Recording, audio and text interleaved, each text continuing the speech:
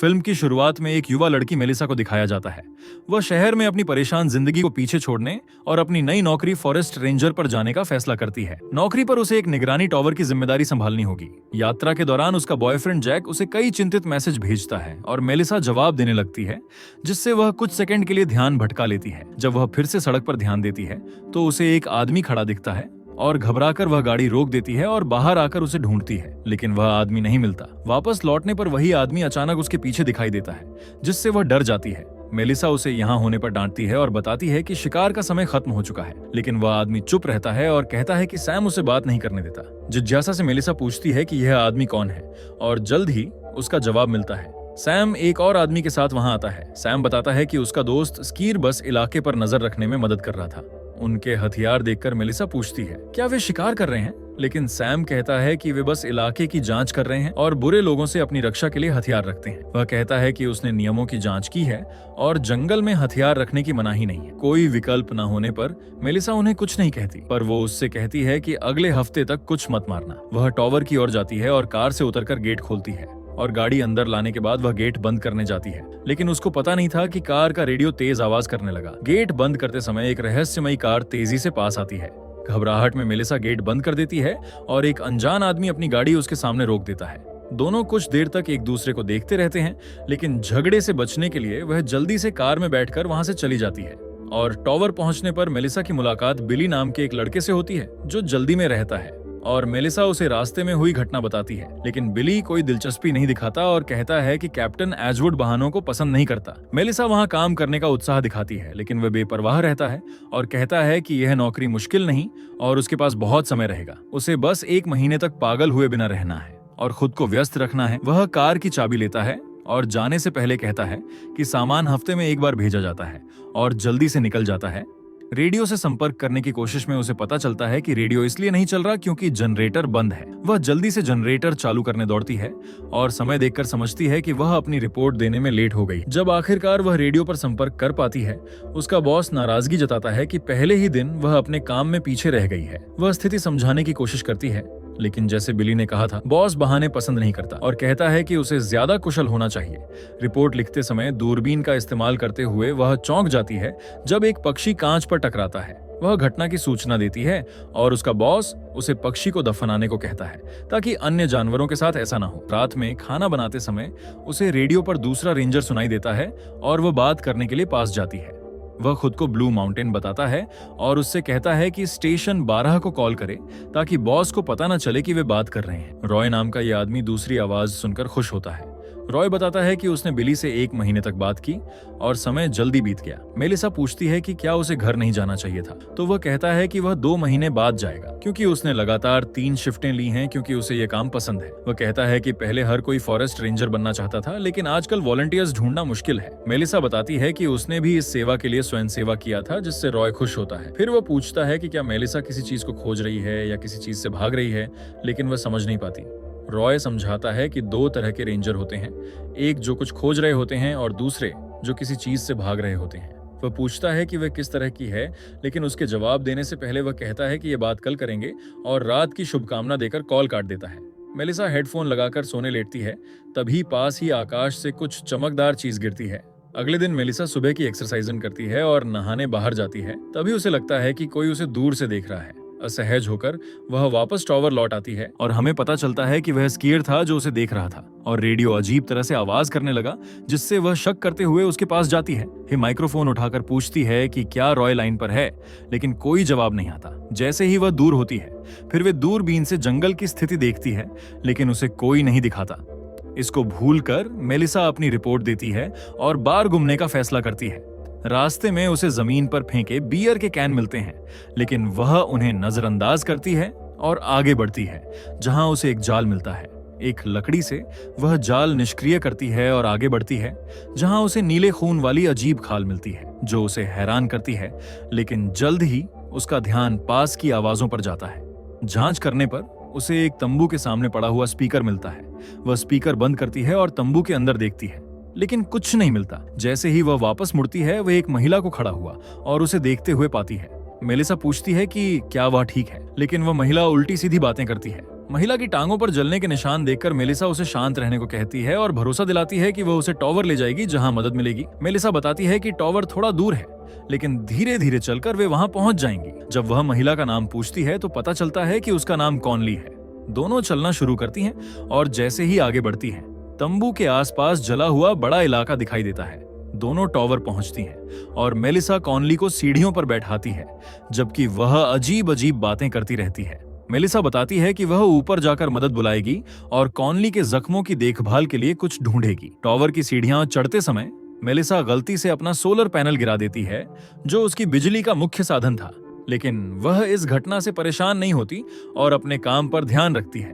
वह दूसरे रेंजरों से संपर्क करती है, घायल कैंपर की स्थिति बताती है और उसके बचाव के लिए मदद मांगती है। दूसरी तरफ वाला आदमी कहता है कि कैप्टन एजवुड आसपास गश्त कर रहे हैं और जल्द ही वहां पहुंचेंगे। वह फर्स्ट एड किट लेकर लौटती है, लेकिन उसे कॉनली कहीं भी नहीं मिलती। ध्यान से देखने पर वह देखती है कि कॉनली थोड़ी दूर खड़ी है और जंगल की ओर घूर रही है।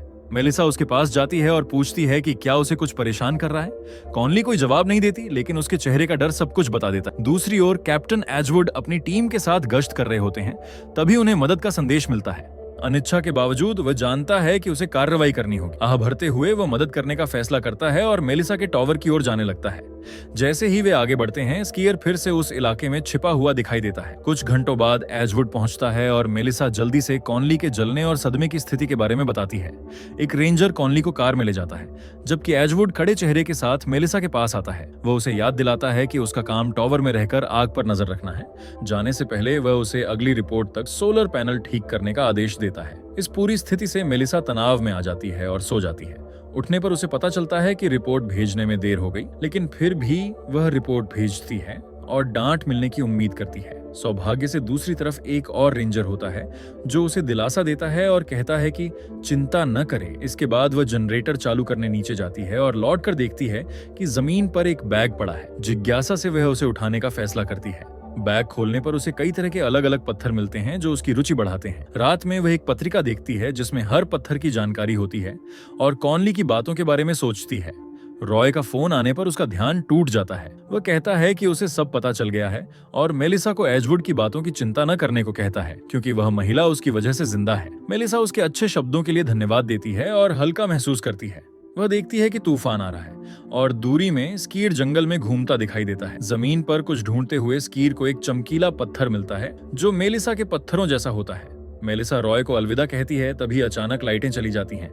जल्दी सोने का सोचकर वह हेडफोन लगाती है, लेकिन जल्द ही उसे पता चलता है क्वेंसी खुद ब खुद बदल जाती है और रेडियो से डरावनी आवाजें आने लगती हैं, जिससे मेलिसा डर जाती है। अगले दिन वह पहले जैसी उत्साहित नहीं होती, लेकिन फिर भी दृढ़ता से अपना काम करती रहती है। वह एजवुड के आदेश की अवहेलना करने का फैसला करती है और कैंप की जांच करने के लिए अपना बैग पैक करती है। फिर वह टॉवर से नीचे उतरती है और वहां की ओर चलने लगती है, अपने साथी की रेडियो कॉल को अनदेखा करते हुए। वहां पहुंचकर मेलिसा फोटो लेना शुरू करती है, तभी एक कैंपर उसे रोकता है। वह युवक आता है और पूछता है कि यहाँ क्या हुआ, लेकिन मेलिसा कहती है कि उसे कुछ पता नहीं है। वह कहता है कि शायद ये भालू ने किया हो और पूछता है कि क्या उसे चिंतित होना चाहिए, क्योंकि वह आधा मील दूर कैंपिंग कर रहा है। मेलिसा उसे भरोसा दिलाती है कि यह भालू का काम नहीं है। विषय बदलते हुए वह पूछती है कि क्या उसने पिछली रात के तूफान में कुछ अजीब देखा। वह मुस्कुराकर कहता है कि उसने बस तूफान देखा था और हल्की फुल्की बातें करने की कोशिश करता है, लेकिन मेलिसा मजाक के मूड में नहीं होती और तुरंत बात बंद कर देती है।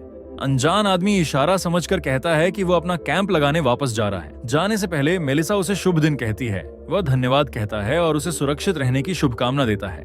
उसकी यह बात मेलिसा को शक में डाल देती है, इसलिए वह उसकी भी एक फोटो ले लेती है। बाद में वह टॉवर की बालकनी पर कुछ समय बिताती है और रात में अपने दोस्त रॉय से बात करने की कोशिश करती है। वह पूछता है कि वह किस चीज से भाग रही है और माफी मांगता है अगर वह ज्यादा दखल दे रहा हो, लेकिन वह कहता है कि अपनी सफाई में वह ऐसा इसलिए करता है क्योंकि उसकी पत्नी एक मनोचिकित्सक थी और इतने सालों की संगत ने उसे थोड़ा अनुभव दे दिया है। बातचीत के दौरान उसे पता चलता है कि रॉय की पत्नी हाल ही में गुजर गई है और वह उसे संवेदना देती है।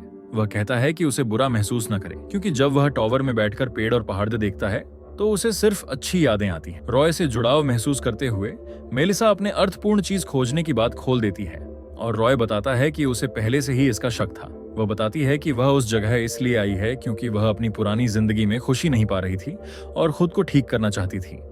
हालांकि वह मानती है कि वह बस अपनी समस्याओं से भाग रही है, रॉय उसे प्रोत्साहित करता है कि वह अपनी कठिनाइयों का सामना करे और वह चीजें करे जो उसे खुश करती हैं। नींद न आने पर मेलिसा उठती है और टेंट की ली हुई फोटो फिर देखती है। ये बात उसके दिमाग से नहीं निकलती। चौथे दिन वह उठती है, अपने रोज के काम पूरे करती है और जल्दी से जंगल की ओर निकल जाती है। पहले मिला हुआ रहस्यमय आदमी भी जंगल की ओर जा रहा होता है। चलते हुए मेलिसा जंगल से आती हुई एक डरावनी आवाजें सुनती है।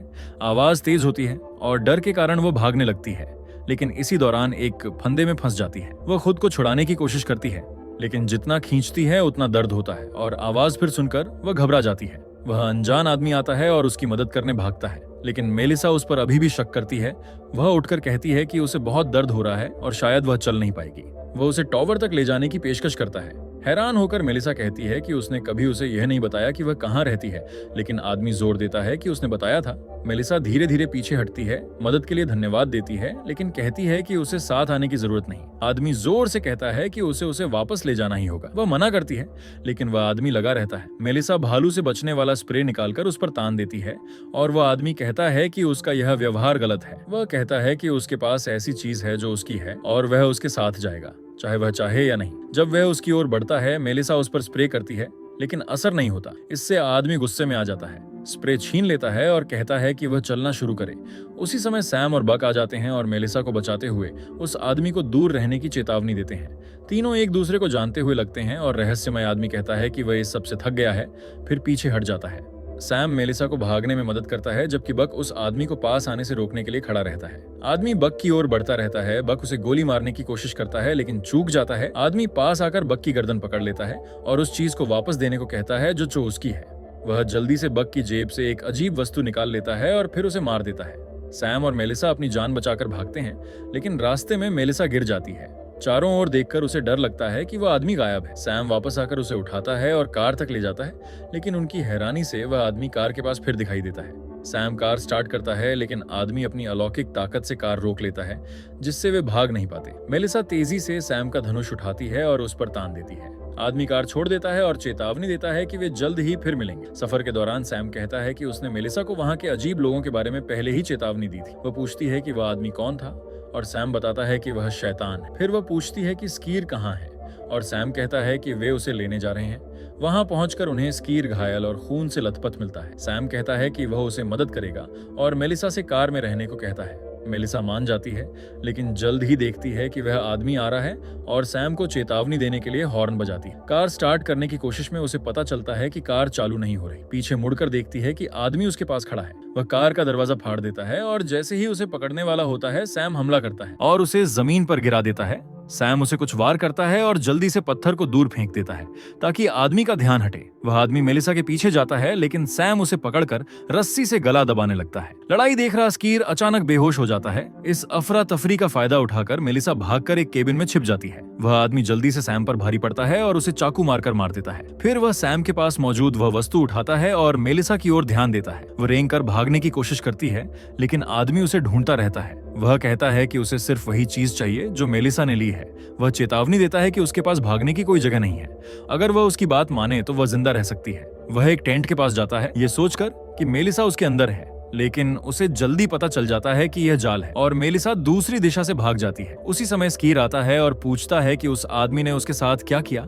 आदमी जवाब देता है कि तेजी से वह स्कीर के पास पहुंचता है और कई वार करके उसे मार देता है। लड़ाई के बीच उस रहस्यमयी आदमी की नजर अब फिर से मेलिसा पर जा टिकी थी। मेलिसा डर कर पीछे हटने लगी और भागने की कोशिश करती रही, लेकिन उसकी अलौकिक तेजी के सामने भागना बेकार था और कुछ ही पलों में वह उसके सामने पहुंच गया। मेलिसा ने पास पड़ी एक लकड़ी उठाई और खुद को संभालने की कोशिश की। उसके मन में बस एक ही सवाल था, यह आदमी आखिर उसे चाहता क्या है। वह आदमी बस मुस्कुराया, जैसे उसे पता हो कि मेलिसा अभी तक सच्चाई नहीं जानती। मेलिसा ने उस पर वार करने की कोशिश की, लेकिन उसने आसानी से उसके हमले को रोक लिया। इसी दौरान मेलिसा की नजर उसके हाथ में पहने हुए एक अजीब से ताबीज पर पड़ी। उस आदमी के इशारों से साफ लग रहा था कि यह सिर्फ किसी बड़ी वस्तु का छोटा सा हिस्सा था और मेलिसा उससे जुड़ी कुछ महत्वपूर्ण बात से अनजान थी। फिर उसने मेलिसा के बाल पकड़कर उसे घसीटना शुरू किया, लेकिन मेलिसा ने जमीन से एक पत्थर उठाया और उसकी कलाई पर जोर से मारा, जिससे ताबीज खराब हो गया। यह देखकर वह आदमी गुस्से से पागल हो गया और मेलिसा पर हमला करने पीछे मुड़ा, लेकिन तभी मेलिसा ने उसी पत्थर से उसके सिर पर जोर से वार किया और कुछ ही सेकंड में उसके सिर से नीला खून बहने लगा। फिर मौका मिलते ही मेलिसा वहां से भागी। वह आदमी अपने सिर से निकलते नीले खून को देखकर और ज्यादा क्रोधित हो गया। वो आदमी मेलिसा का पीछा करता रहा, लेकिन उसका शरीर कमजोर पड़ता जा रहा था। फिर मेलिसा दौड़ती हुई अपने लुक टावर पहुंच गई। वह जल्दी से ऊपर चढ़ी, उस अननोन स्टोन्स को छुपाया और अपनी सुरक्षा के लिए एक एक्स उठा लिया। इसी समय टावर में एक अजनबी दिखाई दिया। ये देखकर वह और डर गई और सतर्क होकर पीछे हट गई। फिर उसे पता चला कि वह अजनबी और कोई नहीं बल्कि वही रॉय था जिससे वह हर रात रेडियो पर बात किया करती थी। लेकिन तुरंत ही वह रहस्यमय आदमी ऊपर आ गया और रॉय को जोर से धक्का देकर टावर से नीचे फेंक दिया। अब वह आदमी टावर में घुसकर उन पत्थरों को ढूंढने लगा। मेलिसा डरते हुए नीचे गिरे रॉय को देख रही थी। हिम्मत जुटाकर मेलिसा ने फैसला किया कि वह मुकाबला करेगी। उसने बाकी बचे स्टोन्स उठाए और टावर से नीचे फेंक दिए। वह आदमी उन स्टोन्स के पीछे दौड़ पड़ा। मेलिसा भी कुल्हाड़ी लेकर नीचे उतरी और रॉय के पास गई। रॉय अब भी जिंदा था, लेकिन बहुत गंभीर रूप से घायल था। उधर वह आदमी घबराकर स्टोन्स ढूंढने लगा, लेकिन उसे एहसास हुआ कि यह तो नॉर्मल पत्थर है। वह गुस्से में मेलिसा की तरफ बढ़ा और जैसे ही वह हमला करने गया, मेलिसा ने कुल्हाड़ी उसके कंधे पर मार दिया, जिसके कारण वह दर्द से जमीन पर गिर पड़ा और मेलिसा थक कर वहीं बैठ गई। उसी समय हमें पता चलता है कि यह मॉन्स्टर अपनी चेतना किसी भी शरीर में डाल सकता है। तब अचानक रॉय का शरीर अजीब तरह से कांपने और हिलने लगा, मानो वो प्राणी उसे अपने वश में करने की कोशिश कर रहा हो। रॉय को हिलते डुलते देखकर मेलिसा डर कर कार की तरफ भागी। उसने हेल्प के लिए रेडियो उठाया तो मॉन्स्टर ने खुद रेडियो पर बोलना शुरू कर दिया। फिर वो रॉय का शरीर घसीटता हुआ मेलिसा की तरफ आने लगा, लेकिन रॉय के गंभीर घावों के कारण वो उसका शरीर छोड़ने पर मजबूर हो गया और कुछ ही सेकंड में रॉय अपनी सामान्य अवस्था में लौट आया और जमीन पर गिरकर सांसें लेने लगा। थोड़ी देर में एजवुड और बिली भी वहां पहुंच गए। एजवुड ने मेलिसा की डरी हुई हालत देखकर उससे ज्यादा सवाल नहीं किए। उसने तुरंत उसे कार में बैठाया और वहां से ले जाने की तैयारी की। बिली को वहीं छोड़ दिया गया ताकि वह वहां पड़े लाशों और आसपास की स्थिति की जांच कर सके। तब बिल्ली को वहां ब्लैक स्लिम दिखाई दिया और उसने बिना सोचे समझे उसे छू लिया। एजवुड ने मेलिसा से कहा कि वह कार में रहे जबकि वह टावर से अपना सामान ले आएगा। उसने बिली से कहा कि अब वही मेलिसा की पोस्ट संभालेगा क्योंकि नए रेंजर्स मिलना मुश्किल है। फिर मेलिसा को लेकर एजवुड चला गया और उधर बिली ने सप्लाई बकेट में स्टोन ढूंढ लिया। अंत में हमें पता चलता है कि वह मॉन्स्टर अब बिल्ली के शरीर में घुस चुका है और इसी के साथ यह कहानी यहीं खत्म होती है।